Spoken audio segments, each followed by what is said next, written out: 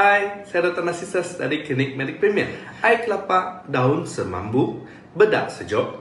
Mana satu sebenarnya berkesan rawat chickenpox? Ramai orang masih guna cara tradisional, tapi tak semuanya selamat. Air kelapa boleh bantu turunkan suhu badan, tapi ia tidak bunuh virus. Daun semambu pula ada sifat antibakteria yang ringan, tapi kalau disapu pada lepoh terbuka, boleh sebabkan jangkitan. Rawatan moden lebih fokus kepada rawatan simptom badan, ubat antiviral, ubat gatal, dan penjagaan kulit bersih.